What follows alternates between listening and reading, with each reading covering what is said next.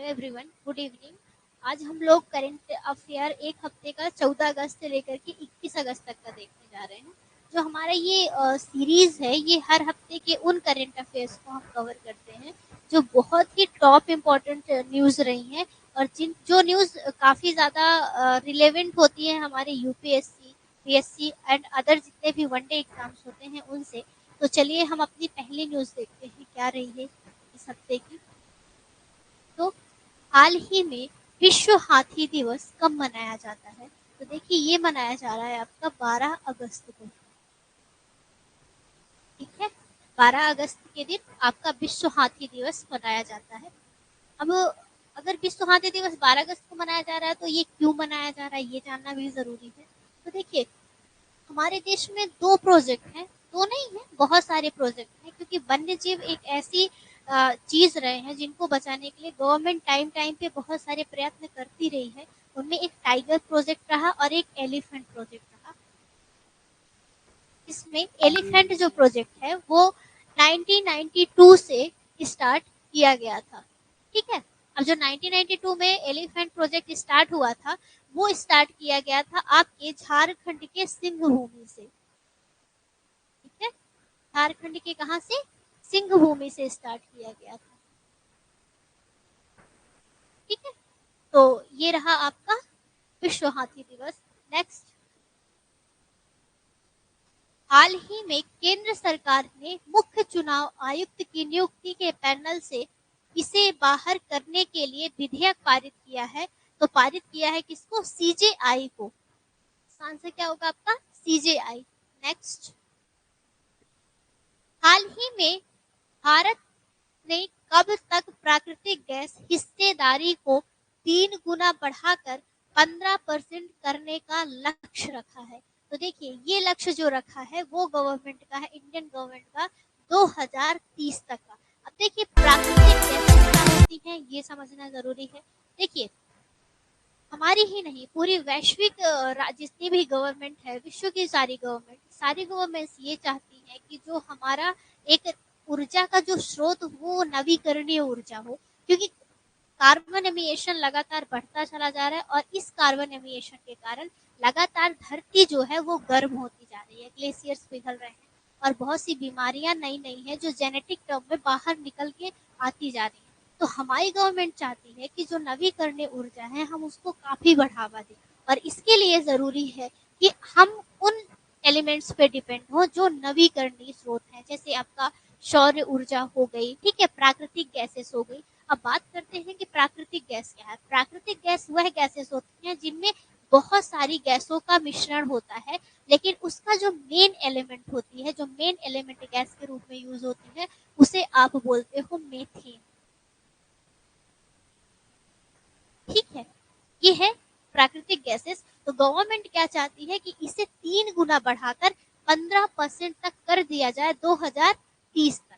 ठीक है, नेक्स्ट, हाल ही में भारत के कितने और हवाई अड्डों पर डिजी यात्रा सुविधा शुरू की गई है? तो ये कितने हवाई अड्डे प्लस में चालू किए गए हैं? तो ये चालू किए गए हैं 6। अब देखिए, डिजी यात्रा क्या है ये समझ लीजिए। देखिए, यहाँ पे जो डिजी यात्रा है उसमें एक टेक्नोलॉजी यूज की जाती है, फेस रिकॉग्नाइजेशन टेक्नोलॉजी। मतलब अब जो है जो हवाई अड्डे होंगे वहाँ फेस रिकॉग्नाइज टेक्निक के माध्यम से आपको एंट्री दी जाएगी। तो भारत में ऑलरेडी जो 6 हवाई अड्डे थे वो क्या बोल सकते, इस वाले जो ये जो सुविधा थी इसके अंदर आ रहे थे, लेकिन आगे के 6 और इसमें प्लस कर दिए गए। और ये चल कब से रहा है? तो ये जो चल रहा है वो 1 दिसंबर 2022 से गवर्नमेंट ने इसे लॉन्च किया था। ठीक है, नेक्स्ट, हाल ही में आरबीआई ने यूपीआई लाइट के लिए प्रतिदिन लेन देन की सीमा को बढ़ाकर कितना कर दिया गया है? तो अभी यूपीआई लाइट की जो लेन देन की सीमा है उसे बढ़ा करके गवर्नमेंट ने कर दिया है 500। ठीक है, कितना हो चुका है? 500। और पहले ये कितना था? पहले यूपीआई लाइट पेमेंट जो पर डे था वो मात्र 200 रुपए था। ठीक है, नेक्स्ट, हाल ही में सेबी ने आईपीओ लिस्टिंग में लगने वाले समय को घटाकर कितने दिन कर दिया गया है? तो ये कितने दिन कर दिया गया है? ये कर दिया गया है आपके 3 दिनों का। ठीक है, पहले कितना था? पहले था ये 6 दिन। अब आईपीओ लिस्टिंग क्या होता है? आईपीओ लिस्टिंग को समझने से पहले सबसे पहले हमें आईपीओ को समझना जरूरी है। आईपीओ का मतलब होता है इनिशियल पब्लिक ऑफर्स।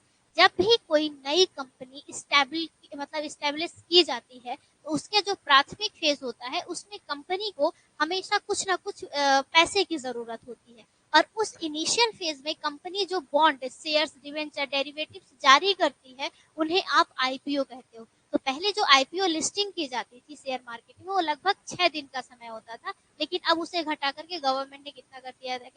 3 दिनों तक। नेक्स्ट, हाल ही में वित्त वर्ष 2023-24 से अब तक प्रत्यक्ष कर संग्रहण कितने प्रतिशत बढ़कर 6.53 लाख करोड़ रुपए हो गया? तो कितना हो गया है? 60%। ये है 16% कर दिया गया। नेक्स्ट, हाल ही में प्रधानमंत्री मोदी ने कहा G20 भ्रष्टाचार विरोधी मंत्री स्तरीय बैठक को संबोधित किया है। तो ये कहाँ पे किया है गवर्नमेंट ने? ये किया है कोलकाता।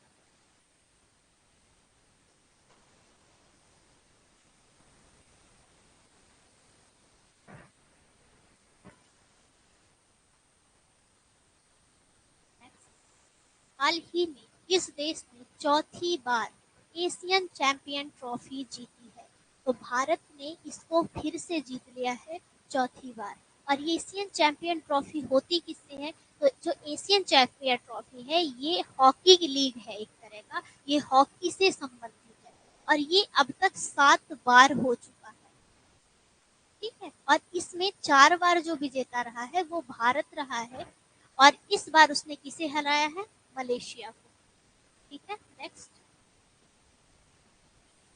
हाल ही में उत्तर प्रदेश सरकार कहाँ भारत का सबसे बड़ा आईटी हब बना रही है?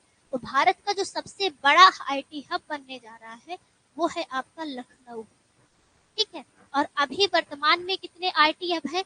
तो देखिए भारत में अभी 10 आईटी हब हैं, जिनमें से जो सबसे बड़ा आईटी हब है वो है बेंगलोर।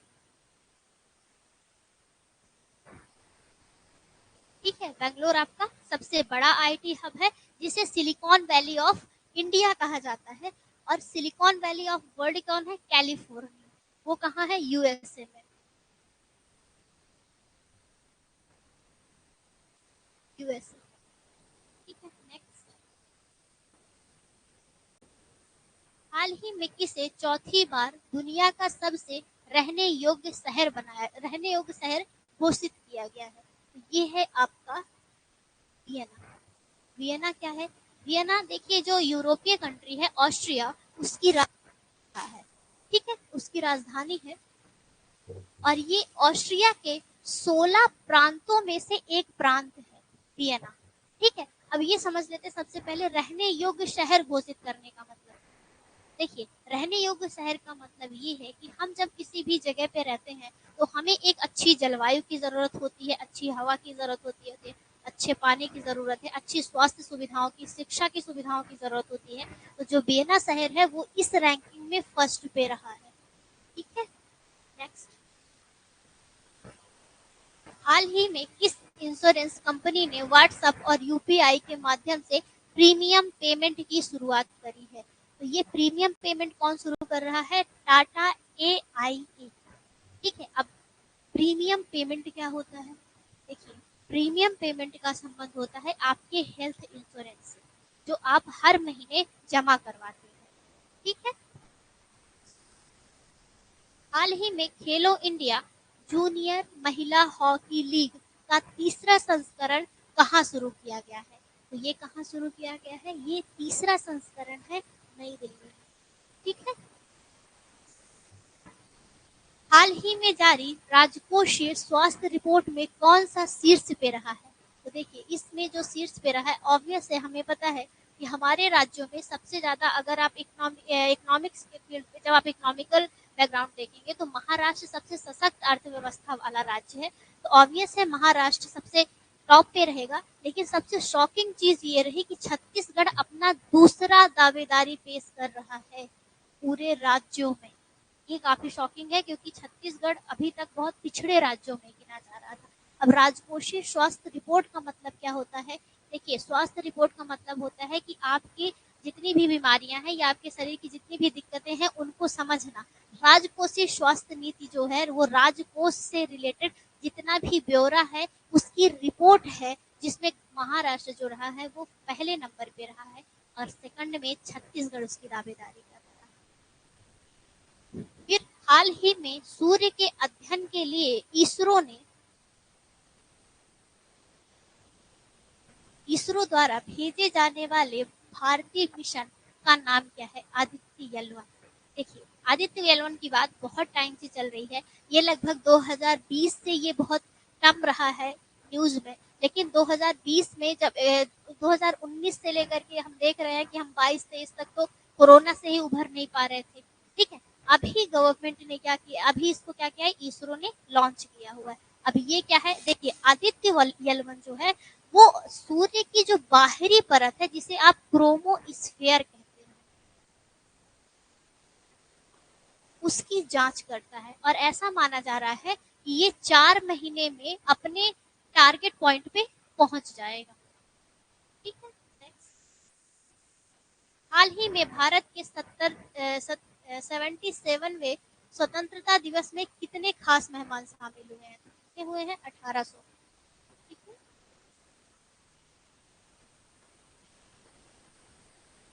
हाल ही में प्रधानमंत्री मोदी ने कहा संत रविदास मंदिर की नींव यहाँ पे रखी है।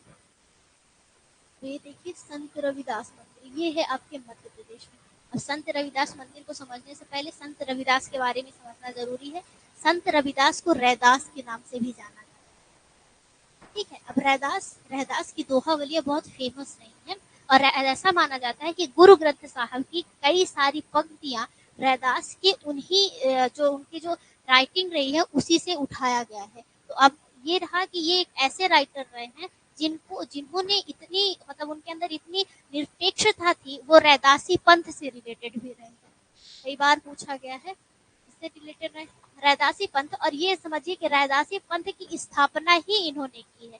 इनका जो मेन उद्देश्य रहा है ये धर्म से बिल्कुल अलग रहे हैं। इन्होंने मानवता को सर्वोपरि माना था और इनकी जो वाणी रही है, इनकी जो रचनाएं रही हैं, उनकी कई पंक्तियां जो सिखों का सबसे पवित्र ग्रंथ है गुरु ग्रंथ साहब में भी लिखा गया है। नेक्स्ट, हाल ही में युवा 20 शिखर सम्मेलन कहाँ आयोजित किया जाएगा? तो कहाँ आयोजित किया जाएगा? ये है आपका बनारस, वाराणसी। ठीक है, बनारस में। नेक्स्ट, हाल ही में आई एसबीआई की रिपोर्ट के अनुसार भारत कब तक तीसरी सबसे बड़ी अर्थव्यवस्था होगा? देखिए, ये जो टाइम बताया है ना, इन्होंने बताया है 2027। ठीक है, एसबीआई का कहना है कि 2027 तक जो ये भारत होगा वो तो तीसरी सबसे बड़ी इकोनॉमी वाला देश बन चुका होगा। हाल ही में मोहम्मद हबीब का निधन हो गया। वो कौन थे? तो देखिए, मोहम्मद हबीब बहुत जाना माना नाम है, इसके फुटबॉल प्लेयर रहे हैं। ठीक है, फुटबॉलर है ये। हाल ही में किस राज्य सरकार ने अपने सरकारी अस्पतालों में आईवीएफ ट्रीटमेंट फ्री किया है? तो कौन सी गवर्नमेंट रही है? देखिए, अगर सोशल टर्म पे जाते हैं ना तो सबसे ज्यादा इस चीज में आप देखो तो गोवा जो है अपने नागरिकों को ज्यादा से ज्यादा स्वास्थ्य सुविधाएं देने के मामले में आज भी देश में नंबर 1 रखा रहता है। जैसे आपके गोवा और केरला ये स्वास्थ्य सुविधाओं में सबसे अच्छे राज्य माने जाते हैं जो नागरिकों को प्रोवाइड करवाते हैं, नागरिकों को प्रदान करते हैं। अब आईवीएफ ट्रीटमेंट क्या होता है? तो देखिए, आईवीएफ ट्रीटमेंट में सीधी सी बात होती है कि जो औरतें गर्भ धारण करने में असमर्थ होती हैं, जिनके जो गर्भ तो धारण कर सकती हैं लेकिन उनमें फर्टिलाइजेशन की प्रक्रिया नहीं हो पाती, उसके लिए आपकी आईवीएफ ट्रीटमेंट किया जाता है। इसमें जो स्त्री का जो ओवम होता है और मेल का ओवम होता है, दोनों को बाहर ही फर्टिलाइज करवाया जाता है, बाद में उसे स्त्री के गर्भ में इंजेक्ट कर दिया जाता है। ये ट्रीटमेंट क्या कहलाता है? IVF treatment. नेक्स्ट, हाल ही में केंद्र ने किसे एलआईसी के प्रबंधक निदेशक के रूप में नियुक्त किया है? तो कौन है ये? आपके आई दुर्रई स्वामी।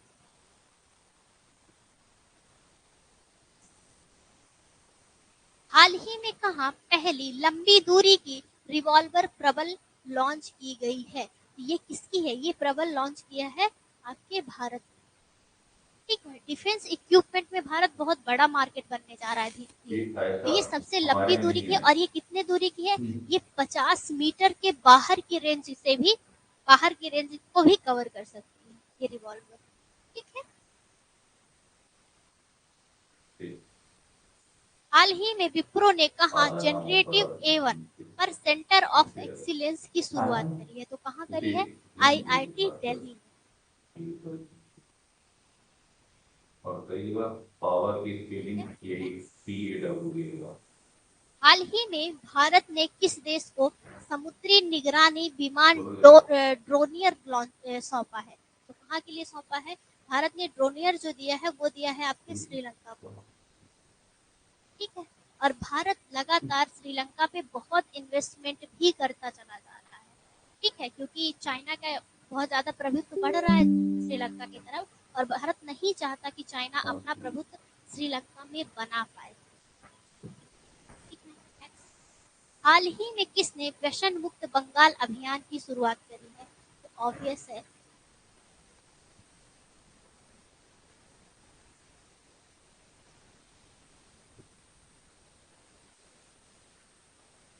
सॉरी एक बार फिर देख लेते हैं। हाल ही में किसने व्यसन मुक्त बंगाल अभियान की शुरुआत करी है? तो करा है किसने? द्रौपदी मुर्मू ने। ठीक है। नेक्स्ट। हाल ही में किस देश के प्रधानमंत्री ने यूनिवर्सल पेंशन योजना की शुरुआत करी है? तो ये कहाँ की गवर्नमेंट ने किया है? ये किया है आपके बांग्लादेश गवर्नमेंट। ठीक है। अब यूनिवर्सल पेंशन योजना क्या होती है? इनके यहाँ पे जितने भी बेरोजगार व्यक्ति हैं 18 साल से ऊपर वाले, उन सबको पेंशन प्रोवाइड कराया जाएगा यूनिवर्सल पेंशन योजना के माध्यम से। हाल ही में डोप टेस्ट में फेल होने पर दुती चंद पर कितने साल का प्रतिबंध लगा है? तो देखिए दुती चंद को कितने साल का प्रतिबंध लगा दिया गया है? उनके ऊपर प्रतिबंध लगा है 4 साल का। अब डोप टेस्ट क्या होता है? देखिए गवर्नमेंट हमेशा चाहती है, या हमारी सरकार, हमारा जो खेल में एक हमेशा ये होता है कि जब दो व्यक्ति खेल खेल रहे हैं तो वो हमेशा बराबरी में खेल खेलें। ठीक है, कोई एक व्यक्ति ज्यादा सक्षम ना हो जाए। डोप टेस्ट एक ऐसा टेस्ट होता है जिसमें कभी कभी एथलीट क्या करते हैं कि अपनी नैतिकता को छोड़ करके वो कुछ ऐसे ड्रग्स ले लेते हैं जिससे जो उनकी कार्य करने की क्षमता होती है उसमें काफी वृद्धि हो जाती है। तो डोप टेस्टिंग के माध्यम से ये चेक किया जाता है कि कभी किसी एथलीट ने ऐसा कुछ किया तो नहीं है, ऐसा कोई ड्रग्स कंज्यूम तो नहीं किया है। ठीक है, लेकिन और ये चेक कैसे करते हैं? ये नॉर्मल टेस्ट होता है, इसे आप बाल से भी चेक कर सकते हैं, नाखूनों से भी चेक कर सकते हैं, ब्लड से भी चेक कर सकते हैं। वैसे ये ज्यादातर इसकी जो टेस्टिंग होती है वो ब्लड के माध्यम से ज्यादा सही होती है। ठीक है, तो दुती चंद को इसमें देखा गया, और हमारे यहाँ जो काम करने वाली जो एजेंसी है उसे आप बोलते हो नाडा, और जो वर्ल्ड की एजेंसी है उसे आप बोलते हो वाडा। ये इस डोपिंग डोपिंग को टेस्टिंग करने, डोपिंग टेस्ट की सबसे बड़ी कंपनियां हैं जो ये देखती हैं। ठीक है। हाल ही में जारी आईसीसी पुरुष T20 खिलाड़ी रैंकिंग में 2023 में कौन शीर्ष पर रहा है? ऑब्वियस है, हम लोग बहुत देखते हैं चौ से क्रिकेट, आपको पता होगा सूर्य कुमार यादव। नेक्स्ट। हाल ही में दुनिया का पहला 3D रॉकेट कहां से लॉन्च किया गया है? ये कहां से लॉन्च किया गया है? आपके श्रीहरिकोटा से। हाल ही में किस देश के मुख्यमंत्री ने बायोडाइवर्सिटी एटलस ऑफ मायम भिलाइज का अनावरण किया है? तो ये कहाँ किया है? ये किया है आपके गोवा। हाल ही में भारत के पहले 3D मुद्रित डाकघर का उद्घाटन कहाँ किया गया है? तो ये डाकघर जो बनाया गया है ये आपके बेंगलोर में बनाया है। 3D मुद्रित है, याद रखिएगा। ठीक है। नेक्स्ट। हाल ही में सरकार वास्तविक समय में बाढ़ की जानकारी प्रदान करने के लिए कौन सा ऐप लॉन्च कर रही है? ऑब्वियस है कि अगर वास्तविक टाइम पे देना है तो वॉच ही कर रही होगी, तो ये है आपका फ्लड वॉच। ठीक है। नेक्स्ट,